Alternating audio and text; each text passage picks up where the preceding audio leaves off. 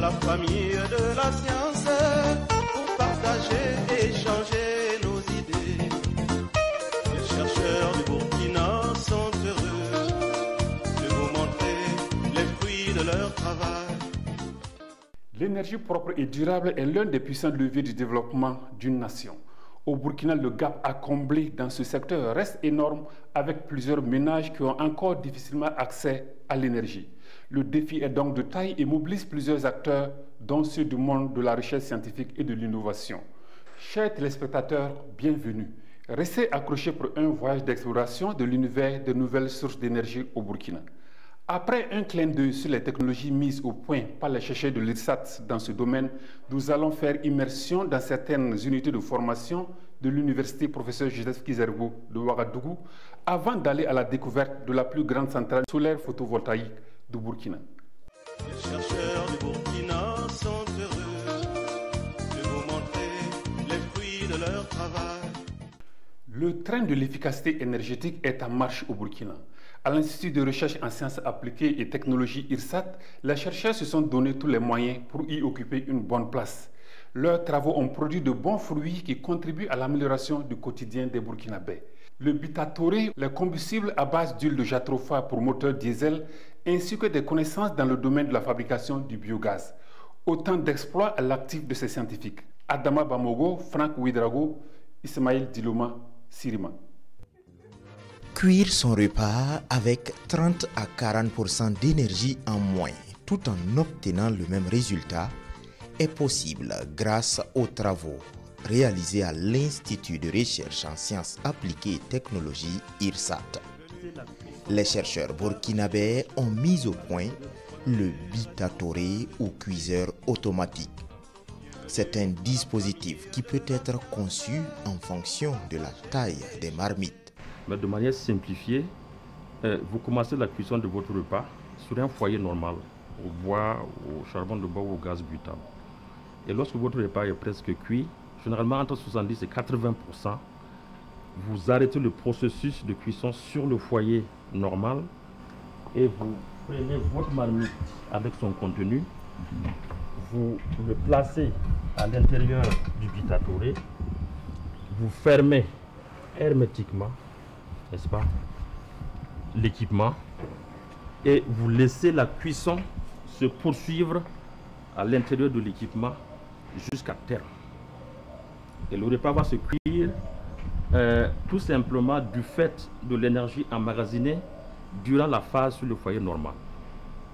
C'est le principe de fonctionnement du Bitatoré. Ce type de Bitatoré est conçu pour les restaurants. Cependant, il peut être adapté pour les besoins des ménages. Il faut dire qu'il y a deux modèles en fait. Voilà, il y a un modèle qu'on a fait pour les restaurants qui prend des marmites jusqu'à la taille numéro 10. C'est celui-là. Et il y a un modèle plus réduit qu'on a fait pour les ménages, donc les familles, qui prend des tailles de marmites jusqu'à la taille numéro 5. Donc chacun a son coût. Celui-là peut coûter autour de 200 000 et le modèle ménage va coûter autour de 100 000 francs CFA. Pour ces géniteurs, le Bitatoré ou cuiseur automatique est un dispositif qui permet à la ménagère de disposer de plus de temps pour se consacrer à d'autres activités. Il fonctionne aussi à l'image d'un thermos qui garde le repas continuellement au chaud. L'IRSAT se projette aussi sur les énergies alternatives. Dans ce laboratoire, il est question de biogaz, utile pour la production de l'électricité. Le procédé est un acquis et surtout profitable à certaines entreprises. On peut avoir une usine qui travaille dans la transformation du manioc en acheté.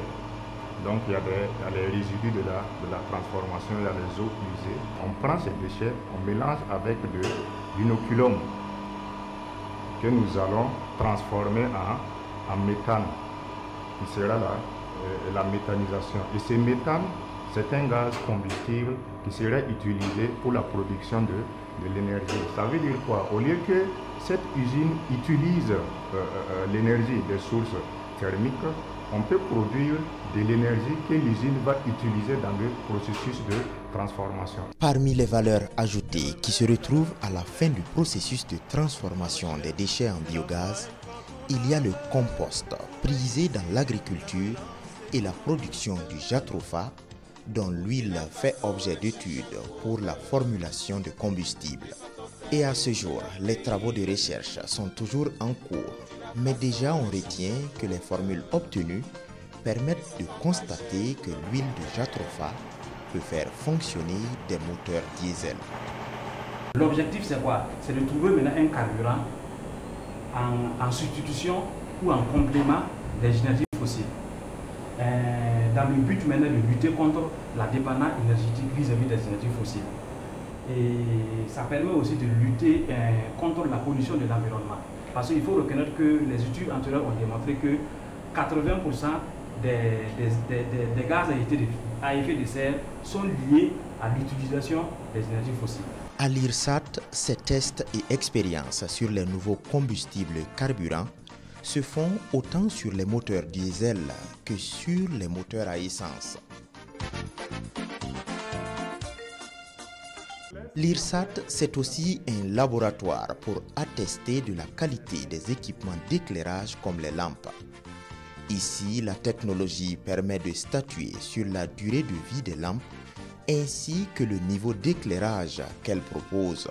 Nous pouvons ici dans le labo mesurer les caractéristiques électriques d'un module photovoltaïque et de le comparer avec ce que le fournisseur a affiché sur ce module-là. Également, nous pouvons également contrôler la capacité de la batterie pour s'assurer que cette capacité est réellement celle que le fabricant a affichée sur les différentes batteries que nous testons. Cette technologie destinée à promouvoir l'efficacité énergétique bénéficie d'une politique de vulgarisation à l'IRSAT. La vulgarisation en cours est celle de la chambre froide solaire. À ce titre, l'IRSAT a reçu 2 commandes pour 2 communes productrices de fruits et légumes frais. Ces deux chambres froides ont une capacité de 30 mètres cubes avec chaque chambre froide va pouvoir contenir 300 casettes de tomates. Tout comme ces chambres froides, les technologies développées à l'IRSAT sont destinées à améliorer le quotidien des Burkinabés. Et pour les acquérir, il suffit pour les particuliers ou pour les entreprises de se rendre à l'Institut de recherche en sciences appliquées et technologies qui a toujours ses portes ouvertes.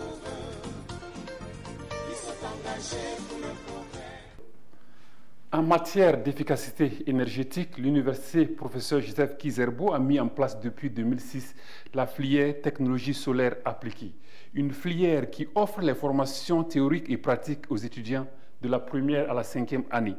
Les diplômes qui en découlent, la licence 3 ans après et le master 5 ans après. Dans le cadre du mémoire de fin de cycle, les étudiants doivent concevoir un dispositif utilitaire solaire, soit thermique, soit photovoltaïque.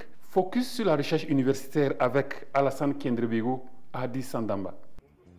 Des brochettes complètement cuites, ainsi que de l'eau chauffée à 90 degrés, le tout grâce au rayonnement solaire.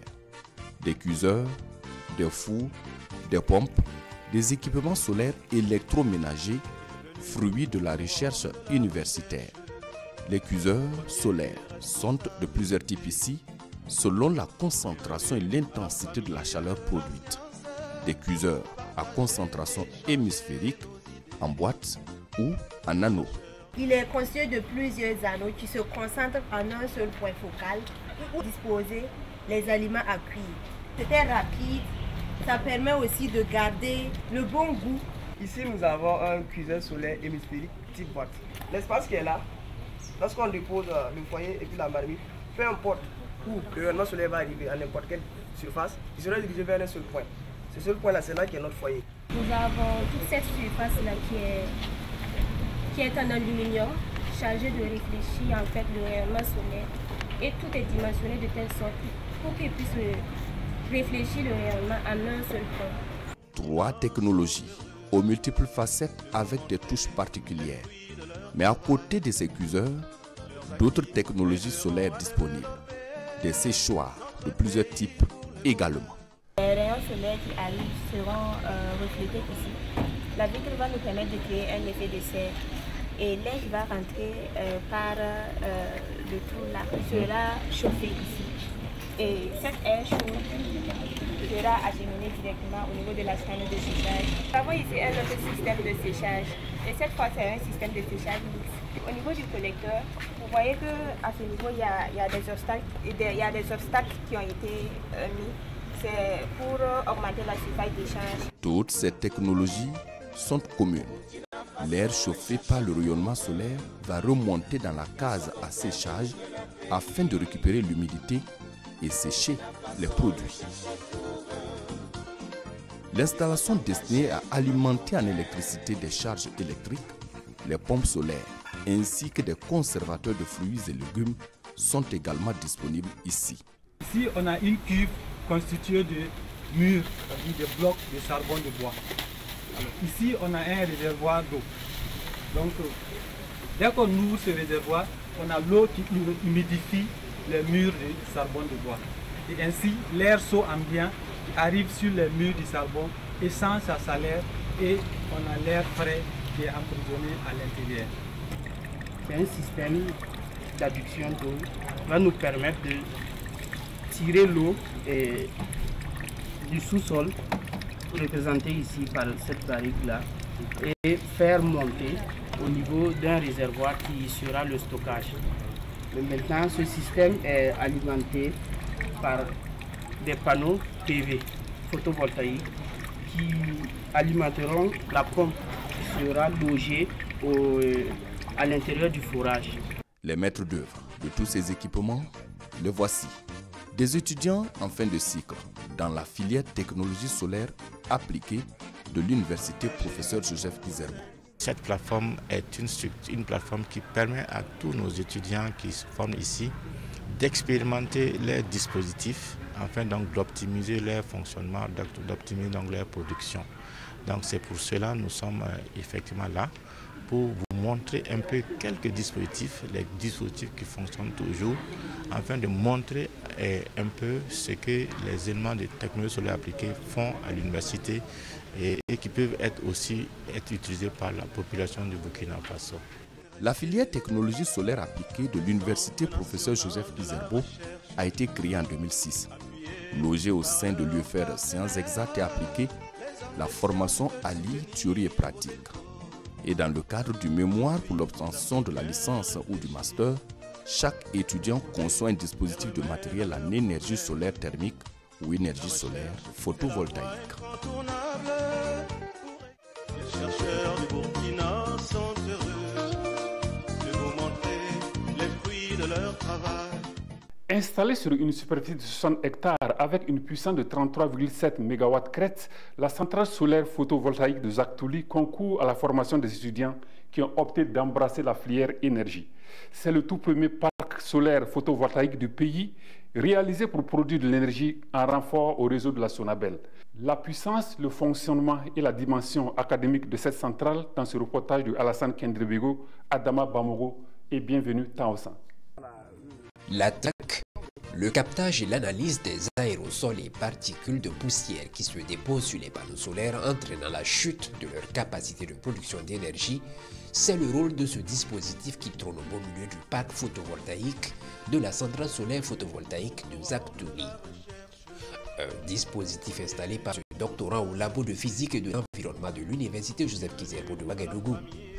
Abdoulaye Kabouré est en pleine recherche en thèse de doctorat unique. C'est un dispositif que nous avons assemblé afin d'étudier en fait l'impact des particules matières. Les gens appellent couramment les aérosols ou la poussière sur la productivité des centrales.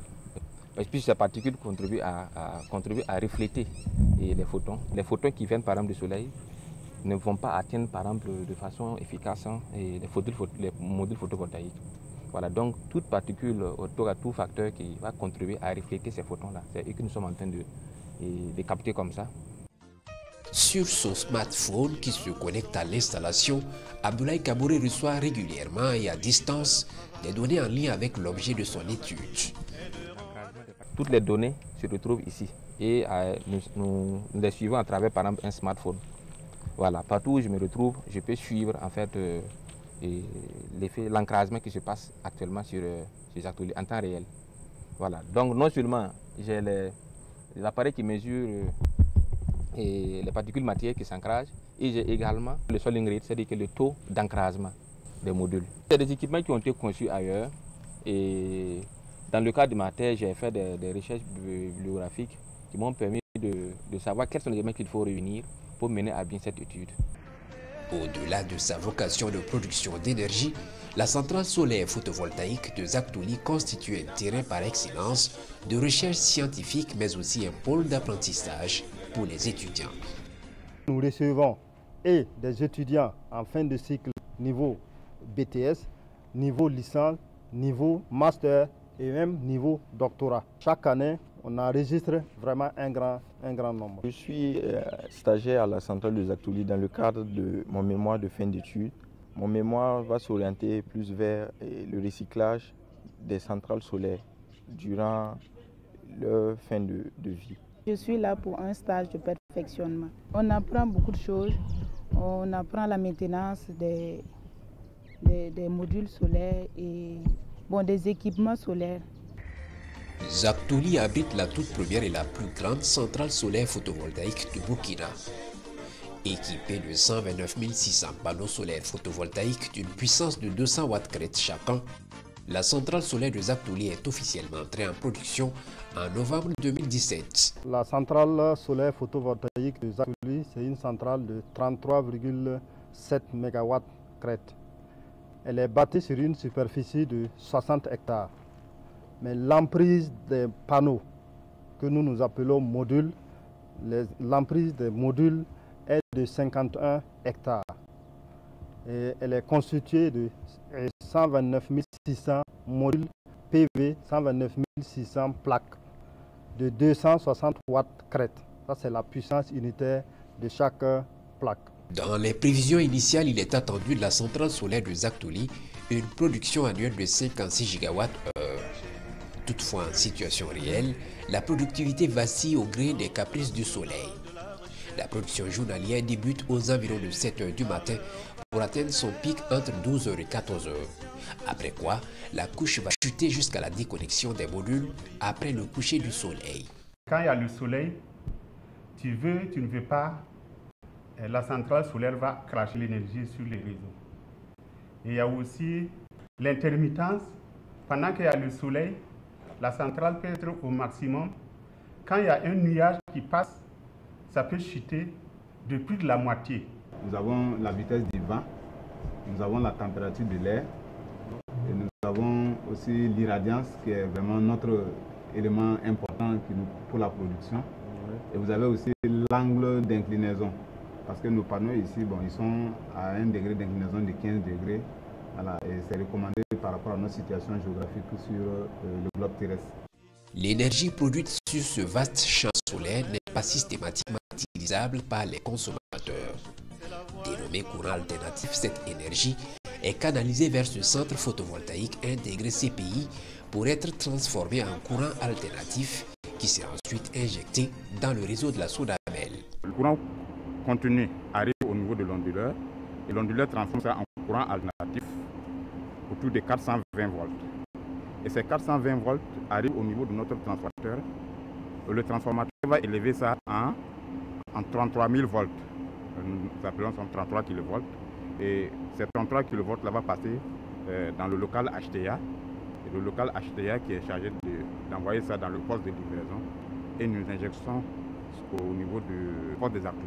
Faute de batterie d'accumulation, l'énergie produite sur ce champ solaire ne peut être stockée. Elle est transformée et directement injectée dans le réseau qui alimente les consommateurs. Donc actuellement, quand vous regardez ici, vous avez la puissance, ça veut dire que nous sommes en train d'injecter une puissance de 18 MW sur le réseau de la Sonabel. Le fonctionnement des modules et de toutes les installations qui se trouvent sur le champ solaire est supervisé à partir de cette salle équipée d'appareils de pointe. Toutes les informations parviennent à cet ordinateur appelé SCADA. Ici, on a l'interface de toute la centrale. C'est-à-dire qu'à partir d'ici, on peut contrôler, par exemple, les équipements, les onduleurs, comme on vous a présenté. À partir d'ici, on peut les arrêter comme les mettre en service. Et s'il y a un ondulat, un équipement qui a des problèmes, à partir de cette interface-là, on a les informations concernant en tout cas l'équipement en question. La poussière et les intempéries demeurent un obstacle au bon fonctionnement des modules. Pour optimiser au quotidien la production, il a donc été mis en place tout un système de maintenance et de nettoyage mécanique. L'opération de nettoyage consiste à pulvériser de l'eau sur les modules et à travers une brosse tournante, elle permet de nettoyer ces modules. Les modules sont constitués de cellules. Ces cellules-là ont besoin de transformer la lumière du soleil en électricité. Et vu qu'il y a la nappe de la poussière, cette lumière-là n'atteint pas ces cellules. Donc par conséquent, la production deviendra assez basse. À la faveur de la libération du secteur, 3 autres centrales solaires photovoltaïques ont été installées par des privés à Nagringo dans le plateau central, à Kodini dans les Hauts-Bassins et à Zano dans le centre-est. Des centrales qui produisent pour revendre à la Sonabel. Cumulativement, ces 3 centrales solaires photovoltaïques plus celle de Zaktouli injectent dans le réseau national 100 MW, un réseau dont la puissance totale s'élève à 400 MW. Depuis septembre 2020, le Burkina fabrique des panneaux solaires, une première avec une capacité de 200 panneaux par jour. Le panneau solaire ou module est constitué de 17 matières premières, dont la cellule qui en est la base. De cette usine sortent des panneaux polycristallines et monocristallines nouvelle génération. De la matière première aux panneaux prêts à l'utilisation, suivez le process dans ce reportage de Bernard Combelem et Hadi Sandamba. Derrière ce bâtiment se cache une technologie de dernière génération. L'usine de fabrication de panneaux solaires Made in Burkina Faso. Tout se passe dans un environnement à contamination contrôlée, entendez par là dans une salle blanche. Une salle où la présence des particules à l'intérieur est limitée grâce à un système particulier de filtration de l'air. Et pour y accéder, il faut donc un accoutrement approprié. Le processus est à 2 niveaux, le poste offline et celui inline. Le poste offline commence avec ces 3 matières plastiques de différentes épaisseurs positionnées pour passer à la table de coupe. Ça c'est l'EVA bleu, ça c'est le backshit et ça c'est l'EVA blanc. Voilà, on coupe ça et on dépose sur les étagères comme ça, voilà, sur les étagères comme ça. Les matières sont ensuite étalées les unes sur les autres sur une plaque placée sur ce plateau. Commence ainsi la phase inline, le processus de fabrication proprement dit. Le cœur de la production, c'est cette machine. C'est cette machine qui fait la différence entre une usine d'assemblage et une usine de fabrication. Parce que le fait d'avoir cette machine-là, nous avons la possibilité de fabriquer les chaînes de cellules. En fabriquant les chaînes de cellules-là, on connaît la qualité de la chaîne de cellules que nous fabriquons. Et la pièce maîtresse, la voici, la cellule photovoltaïque. Sélectionnées par le robot, les cellules sont testées avant de passer par cette lumière qui les soude les unes aux autres en fonction des dimensions du panneau. Chaque fil sera soudé sur un trait qui va faire 5. Présentement, nous utilisons une technologie de 5 bus bars. Voilà. C'est-à-dire que plus les bus bars sont nombreux, plus nous avons une plaque de qualité et de grande puissance. En fait. La lumière que vous voyez là, c'est une lumière qui permet de faire la soudure. Et la température fait 200 degrés Celsius. C'est-à-dire que pour souder la cellule, il faut une température de 200 degrés Celsius. Puis, les cellules soudées sont associées à la vitre préparée au préalable. La prochaine étape, une dernière vérification de la qualité des cellules photovoltaïques. Dès que le panneau sort du BIAP, elles vont vérifier l'interconnexion. Est-ce que malgré la vérification de la machine, est-ce qu'il n'y a toujours pas de cellules cassées? Est-ce que, en tout cas, avec le miroir en bas aussi, elles vont pouvoir regarder la face bleue maintenant du panneau. Si c'est bon, elles valident et le panneau arrive ici. Voilà, c'est-à-dire que c'est à ce niveau maintenant que nous plaçons les dernières matières premières. Après donc vérification, la plaque est introduite dans un four d'une température de 145 degrés Celsius afin de rendre la plaque étanche. De la machine, La plaque passe par une séance de refroidissement avant toute manipulation. Ici, nous avons la boîte de jonction où nous allons appliquer du silicone tout autour et la poser à l'arrière du panneau. La boîte de jonction, c'est elle en fait qui se charge de collecter toute l'énergie du panneau pour l'envoyer à l'installation. Il faut maintenant mettre les cadres en aluminium et procéder encore à une vérification, mais cette fois-ci, la plaque passe par une machine qui stimule les rayons solaires. Puis, une dernière étape pour les tests d'isolement et de continuité. Là, il marque parce que dit que le panneau a effectué les tests avec succès au fait pour montrer qu'il y a un problème. Des panneaux solaires photovoltaïques made in Burkina Faso, prêts à toute utilisation. Ici, l'on fabrique les panneaux solaires avec 17 matières premières. Et en moyenne, 200 panneaux solaires photovoltaïques sortent chaque jour de cette usine depuis septembre 2020. Les chercheurs du Burkina sont heureux de vous montrer les fruits de leur travail. Le potentiel du Burkina en matière d'énergie renouvelable, le rythme de la marche du pays vers ces énergies alternatives, le savoir et le savoir-faire des chercheurs burkinabés en la matière, ainsi que le processus de vulgarisation des technologies dans le domaine. Autant de points d'intérêt qui s'invitent à l'entretien avec notre invité, le directeur de recherche à l'Institut de recherche en sciences appliquées et technologies du Centre national de la recherche scientifique et technologique, Dr Oumar Sanogo. Merci, docteur, d'accepter notre invitation. Merci. En sa qualité de physicien énergéticien, Dr Sanogo est responsable du laboratoire des systèmes d'énergie renouvelables et environnement génie mécanique et industriel. Il est par ailleurs gestionnaire du Centre national des données de l'Autorité nationale du traité d'interdiction complète des essais nucléaires.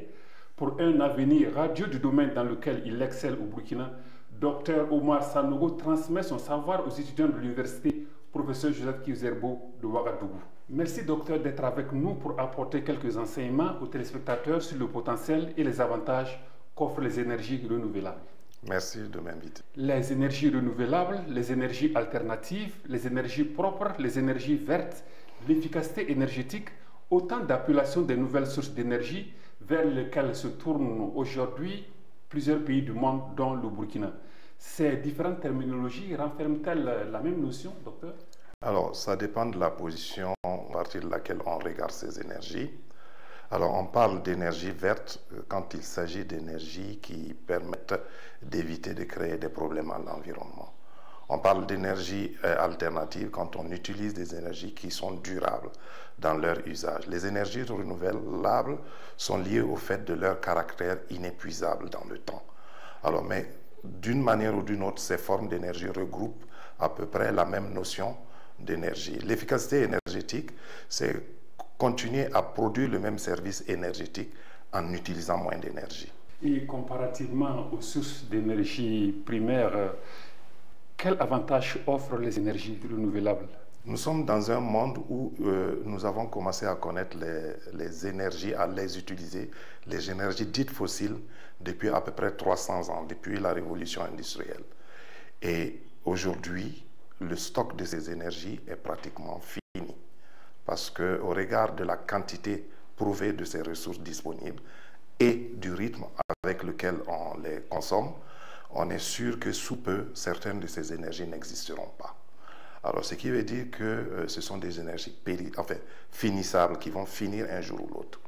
Alors, quant aux énergies renouvelables, à l'échelle d'une vie humaine, on n'est pas capable de les finir. Si je prends l'énergie solaire, je peux utiliser l'énergie solaire, mais je ne touche pas à la quantité d'énergie solaire disponible. Quand je prends l'énergie hydraulique, c'est un cycle de l'eau qui revient de façon périodique, que je ne change pas en utilisant les ressources en eau, puisque de façon périodique, la même quantité d'eau va revenir. Il en est de même comme l'énergie éolienne, c'est-à-dire l'énergie produite à partir du vent. Cette quantité d'énergie revient à partir donc d'un cycle régulier que l'on retrouve d'une saison à une autre. D'ailleurs, toutes ces formes d'énergie qu'on appelle énergie renouvelable ont comme origine le soleil. Toutes ces formes d'énergie. Le cycle de l'eau est lié au cycle du soleil, à l'évaporation-condensation.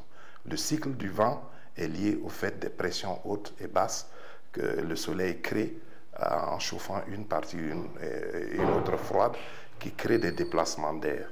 Donc en réalité, toutes ces énergies sont des énergies solaires.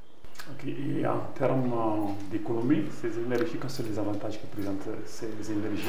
Le coût de mise en œuvre de ces énergies renouvelables, au départ, l'investissement de départ est très élevé. Mais les coûts d'opération sont plus bas.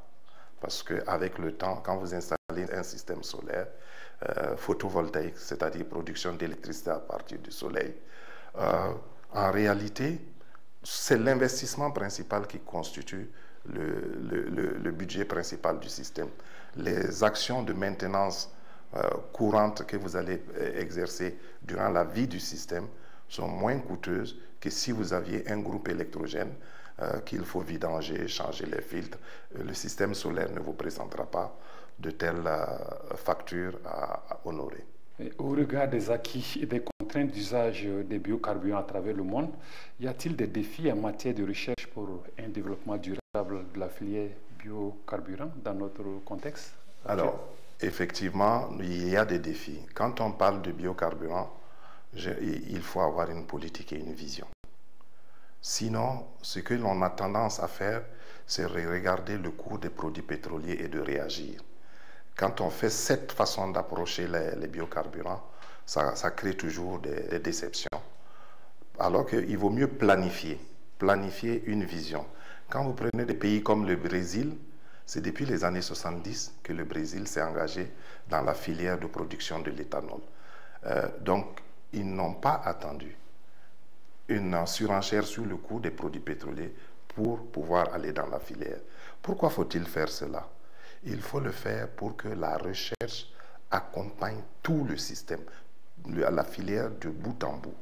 En termes de production, comment produire, quelles sont les meilleures variétés, comment éviter de créer une compétition avec les cultures alimentaires. Sur le plan de l'adoption, il faut que nos sociologues puissent nous dire comment est-ce que cette filière-là peut rentrer dans la vie de nos populations et comment est-ce que ces populations ne vont pas négliger la force de travail pour la culture alimentaire pour s'orienter vers cette culture de rente. Et il faut aussi regarder les applications moteurs. Est-ce que les moteurs que nous avons aujourd'hui peuvent être utilisés pour consommer du biocarburant? Ce n'est pas toujours évident parce que les moteurs ont été conçus pour les véhicules diesel ou pour les véhicules à essence. Quand on veut utiliser de l'huile végétale ou du biodiesel pour les moteurs diesel, le diesel n'a pas été conçu pour ça. Donc il faut des adaptations. Et la recherche fait des travaux pour adapter, notamment les huiles végétales. Leur viscosité est très élevée. Donc quand on les utilise dans un moteur, ça crée des problèmes d'encrassement. Donc il faut faire des adaptations sur le moteur pour que ces encrassements n'aient pas lieu et pour ne pas mettre en mal la durabilité donc, de ces moteurs-là. Donc vous voyez, il y a tant de choses à faire avant de s'engager dans la filière. Mais ça doit être planifié de longue date et sur une durée avant de s'engager. Et en dehors du solaire photovoltaïque, quels sont les exemples concrets de solutions disponibles, applicables au Burkina en matière d'énergie renouvelable? Alors, il y a un exemple très patent, c'est le programme national biogaz. Le programme national biogaz, c'est l'utilisation des résidus de vaches pour la production de gaz, pour la cuisson dans les ménages. Ce programme a eu de grands résultats qu'il faut saluer. Mais il faut aller au-delà des applications domestiques que le programme vise. Et on peut produire de l'électricité à partir des déchets des animaux. Les grands abattoirs que nous avons, vous avez un exemple à Ouagadougou. L'abattoir de Ouagadougou dispose d'une équipe qui produit à partir des déchets des animaux qui sont abattus dans l'abattoir et des eaux usées de la ville pour produire un gaz par le biogaz, et lequel biogaz est utilisé pour produire de l'électricité qui alimente le réseau. Il y a une initiative qui n'a pas été poursuivie, qui est actuellement à l'arrêt, c'est l'initiative de l'ONEA, sur laquelle nous avons justement travaillé ici pour voir à peu près la productivité. C'est les eaux usées de la ville. Les eaux usées de la ville, vous savez qu'il y avait un déversoir en tout point de ces eaux usées. L'ONEA avait créé donc un centre pour récupérer ces eaux usées qui étaient transformées par des bactéries pour produire du gaz, lequel gaz alimente un groupe électrogène et le groupe électrogène produit l'électricité qui est injectée dans le réseau. Donc, en fait, il y a beaucoup d'autres technologies dans ce sens-là. Toutes les productions de transformation alimentaire, mangue, anacarde, ont la possibilité donc de transformer leurs résidus coques d'anacarde, de déchets et peaux de mangue en gaz, lesquels gaz peuvent être utilisés par l'unité de transformation elle-même. Et comparativement au reste du monde, est-ce que le Burkina n'est pas en retard dans le domaine de ces énergies renouvelables? Autrement dit, combien est-ce que vous évaluez les chances du pays de réussir la transition énergétique?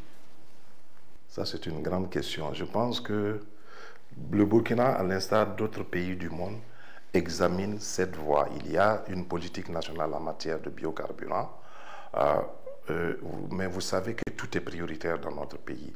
La mise en œuvre de ce programme nécessite des ressources. Il faut une action coordonnée au niveau national pour que l'ensemble des intelligences soient mises en commun pour pouvoir affronter la question et arriver aux résultats escomptés. Donc le Burkina n'est pas en retard. Le Burkina doit seulement se donner les moyens d'atteindre les objectifs qu'il se fixe. Merci, Dr Oumar Sanogo, pour tous ces éléments d'information. Chers téléspectateurs, merci de nous rester fidèles et à la prochaine pour un autre numéro de votre émission Au cœur de la recherche.